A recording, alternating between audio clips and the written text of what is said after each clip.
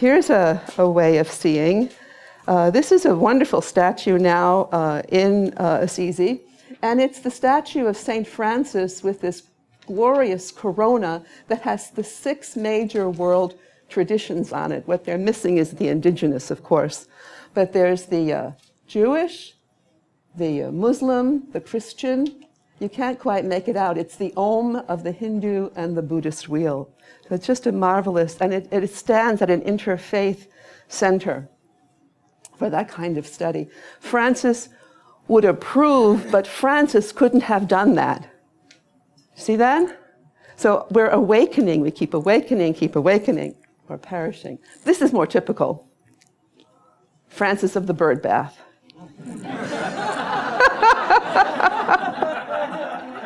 And who hasn't had this wonderful domesticated Francis, or either knows it, or has purchased it, or has seen it in someone's yard? So there it is. So it gets even more interesting. Where does this come from, Francis and the birds?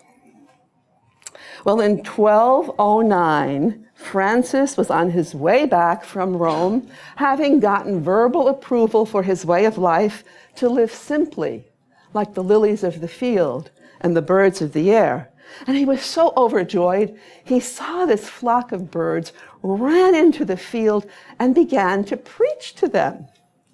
Now, his brothers were very upset. Are you sure this man is sane? What have we gotten ourselves into? No one who was holy had ever done that before, preached to the birds.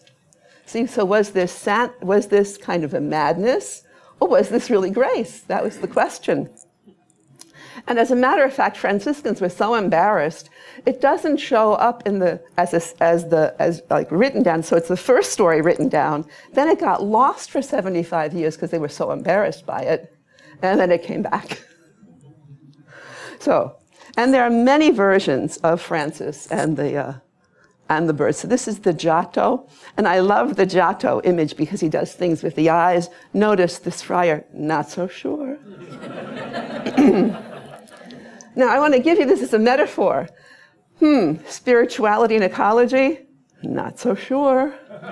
Do you see? It's a very interesting thing, this leap into creation as something that's holy and good and spiritual and part of the Christ life in my tradition, part of divinity in so many other traditions. That makes sense? The hesitancy, right? Is this really, really a good thing? All right, so now when you go to Assisi, this is what you see. All those souvenir shops with Francis holding on to the birds. Now, there's another animal story of Francis. Anybody know what it is? That's really potent. The Francis and the wolf, there he is. So now you see little statues, and here they even conflate the two, the birds and the wolf.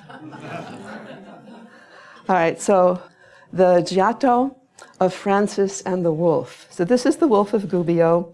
People have been terrorized by this wolf that was prowling around, eating their animals, threatening their children, and they were going to kill the wolf. And Francis, in his vocation as a peacemaker, had been recognized, and so was invited to come and broker a kind of peace between the wolf and the people of Gubbio.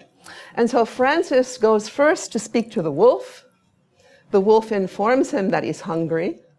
Francis goes back to the townspeople, says the wolf is hungry. They agree to feed the wolf as long as the wolf doesn't prey on what is theirs. And they live happily for a number of years. And to this day, there's a statue in Gubbio of Francis and the wolf. Now, this is an incredible metaphor. Who is the wolf prowling? Who is the wolf we're afraid of? And what does the wolf ask of us to feed and bring peace? That's a very important question to think about in your own spiritual understandings, to think of this as a dream. And if you had this dream, who's the wolf? What do you need to feed? What's hungry? What requires feeding? What requires understanding? Inclusion in the community.